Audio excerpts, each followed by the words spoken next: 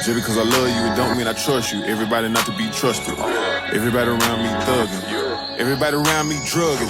Everybody around me hustling. Everybody know not to bring no new riggin' around me. They say I be bugging. Got racks in the go-yard luggage. Just because I love you, it don't mean I trust you. Everybody not to be trusted. What's up, everybody? Welcome to another episode of Uncut with Q, and I am your host, Quentin Flores.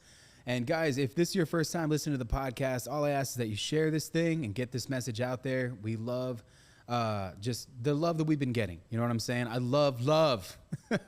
And so I just really appreciate everybody that's been following, subscribing, taking the time out of their day to download some of these episodes. It means a lot to me. And so, yeah, man, with that being said, we have multiple different types of shows. Today's show is going to be a Q&A, which my assistant, Paloma, she actually prepared 3 questions for me, which I think that are great. And for you guys that don't know, I've been in business for about 10 years now. I love it, and it's something that has been a huge blessing for me, but also one of the biggest trials and tribulations of my life. To go through building a business is like being reborn again, man, because prior to all of this, I didn't know jack shit about any of the things that I had going on. I always just wanted to make a lot of money, but I didn't know how I was going to make a lot of money, and real estate just sort of dawned upon me. And so, guys, this podcast, I always make sure that whenever I speak a message that it reaches one of you guys that went through the same thing that I went through. Just kind of like, where should I go? What am I doing? What direction should I be going in my life? And then the mindset of what it takes to get there. You know what I'm saying? And so, guys, I have 3 questions that I'm prepared to answer today. And I'm going to go over these questions. I'm going to sort of read them out loud, and then I'm going to give you guys my perspective on them. And truthfully, man, this is just a really cool, fun way to do it. Now, guys, if you're first time listening to the show, we have something new. In the description of every single episode, there's a link there where you guys can literally message us and ask us these questions so that we can answer them in real time on this show. So just go to the description in the freaking podcast, wherever you're listening to this from. You'll see a link, and in that link, you can give me your name, your first name, your email, and then ask your questions. So, guys, that's all there for y'all, all right? So, without further ado, let's go on ahead and jump into this Q&A session. Let's go. So, the first question is, what's a good age to buy your first home? Man, this is honestly a great question. And so I have different ways to look at this in 2 aspects. For a lot of people, buying your first primary residence is your biggest accomplishment. For other people, buying their first investment property is their first biggest accomplishment. And I actually did this backwards. So for a lot of y'all that may have been following me throughout the years, I'll tell you what, I was living in a very luxurious apartment while I had 17 rental properties. I was using the money that I was making from the rental properties to afford that luxurious lifestyle where essentially, we had there was a movie theater at the apartment complex that I was living in. There was a full-blown pool. There was a big-ass gym. There was private access. You couldn't get in without a gate code. There was just a lot of really cool things. We had all these amenities. So I loved it. I loved living there. And so one of the first pieces of advice that I ever received was from Uncle G, a.k.a. Grant Cardone. And Grant Cardone is a multi-billionaire, full-blown real estate investor tycoon. This guy's been buying properties for years, and he's been in the education space for over the last 2 to 3 decades. I love this guy, and I'll never forget it because I heard this live. I used to do these rooms that were called the Midnight Hustle, and in these rooms, you could join them, and it was on an app called Clubhouse, and everybody could come in and have a genuine conversation. There'd be a panel of speakers. There'd be an audience that could just tune in. And to me, this was like my first step into actually getting into the podcast realm and realizing my potential as a podcaster, my potential as a public speaker.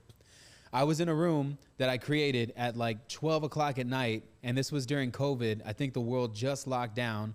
Everybody was using Clubhouse at the time. It was a great app. I don't think it's the same anymore at all. If anything, they switched things up and they lost probably 80% of their users, which happens often when somebody sells off a company. And I believe Clubhouse ended up selling off their organization, which is why the new structure is there. But back then, it was just a room and we could all join. So I started this room, right? It was like Midnight Real Estate Hustle, something like that.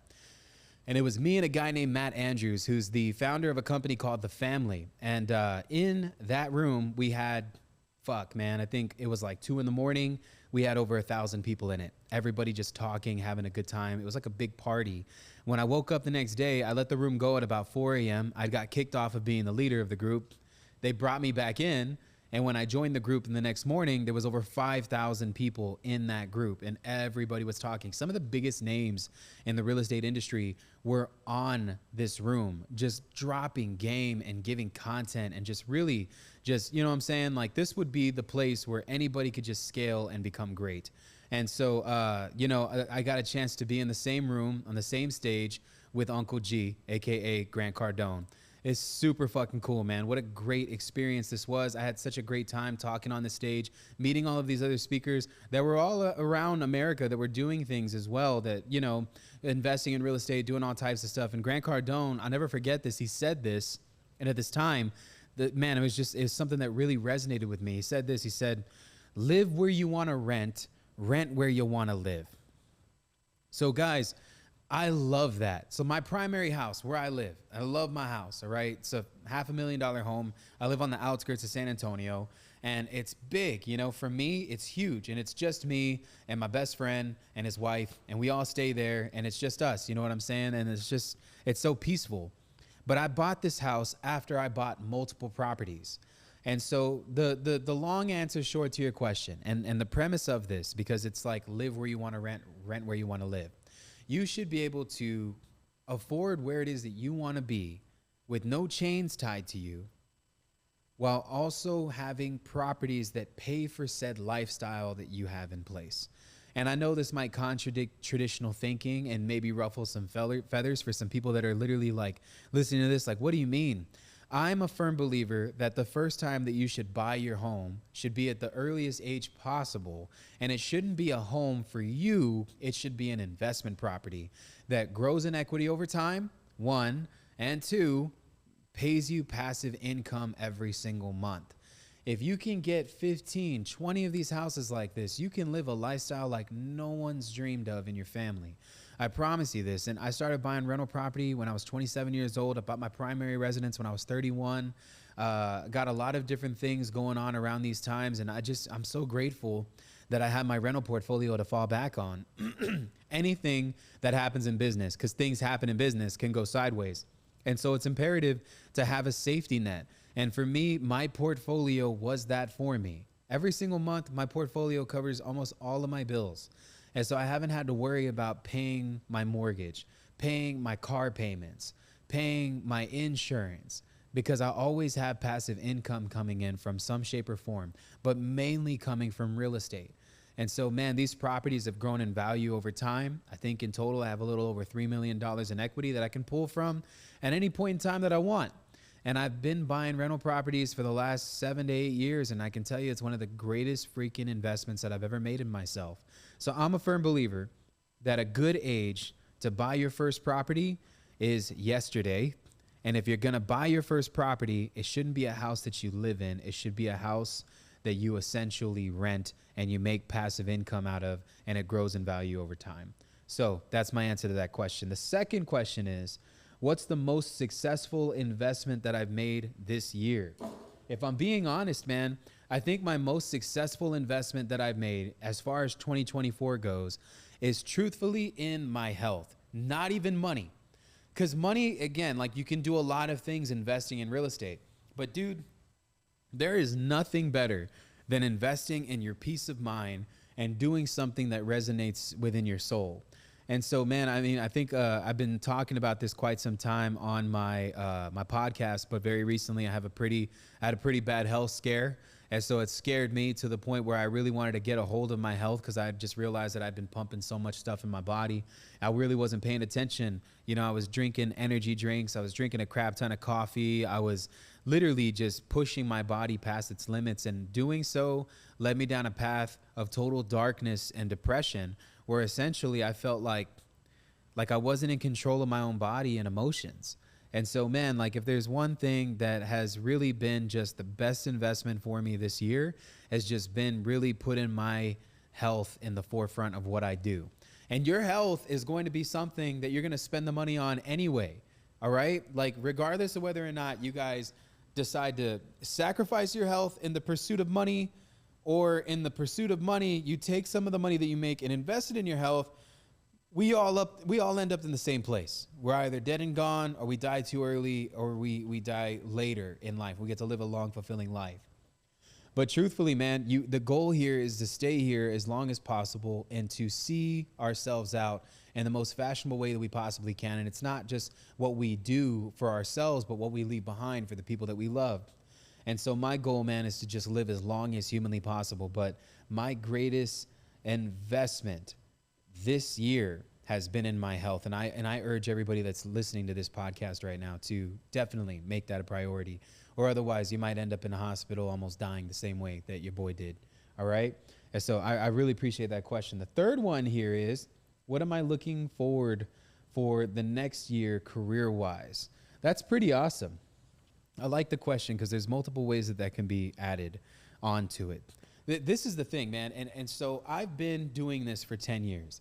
I remember my first goal, I wrote this down in a composition book that I still have in my house, that by the age of 30, I would own an apartment complex building.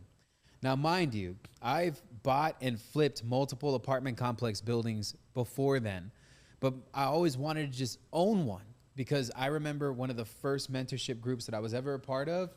There were people in that mentorship group that were raising their hands to be passive investors in multifamily deals. And I just never had the money. I never had the credit. I didn't have the experience.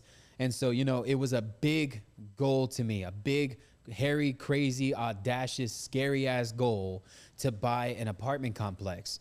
And as I've gone older, I've seen money from so many different sides that you realize that the apartment complex is actually thinking relatively small compared to the grand scheme of things that are happening around us. I've gotten a chance to build and own multiple businesses in a third world country that's produced me over 6 figures a day in passive income. That's the type of money that I've seen being on the other side. And I'm letting you guys know that if your goals are what they are right now, as you progress into your business venture, your goals are going to change, and the end goal or the dream or whatever the goal it is that you want for yourself for that following year or the year that you're in now will change, because as you grow, you level up, you become something more, you see things a little bit more clear, the mission changes, things begin to shift, relationships switch up on you, people leave, people go, new opportunities shine. And this is just something that I've seen throughout life that's just such a continuous pattern. It'd be crazy to think that, like, just because you have this goal today, that it's not going to switch up tomorrow.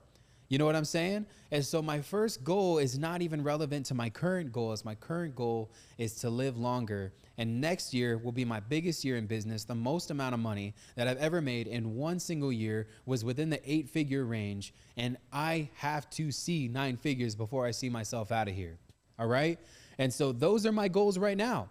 And I don't know what they're attached to. That's what's beautiful about it. We do the podcast, we do the real estate business. We're closing real estate deals. We're doing the coaching thing. We have a SaaS company. Everything is glued to whatever the hell Quentin Flores is and what he wants for himself. Some of you guys might be thinking like, holy shit, this dude's ADHD. I am, but I'm telling you guys from experience, okay, that the goals change in time. I remember when I started my fitness goals, my goal was I wanted to compete in a bodybuilding competition. It's still my goal, but it's shifted. It's no longer just that. It's that plus a whole bunch of other things.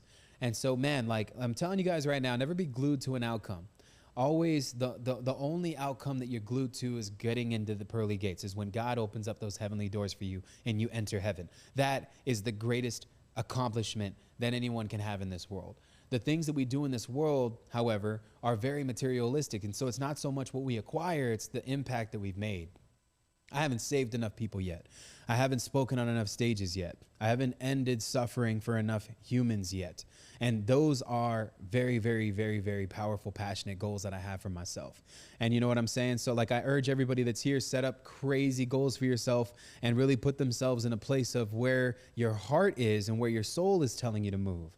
and listen to God, man, because God will make shifts and changes in your life. And sometimes those shifts and changes are very, very necessary. So never be tied to one goal. Understand the cycle of life, that as you grow older and as you progress, as you gain more experience, that the goals are going to shift, and be okay with that. Set one goal for yourself for that year. Next goal, new goal. Next year, new goal. Next year, new goal, XYZ.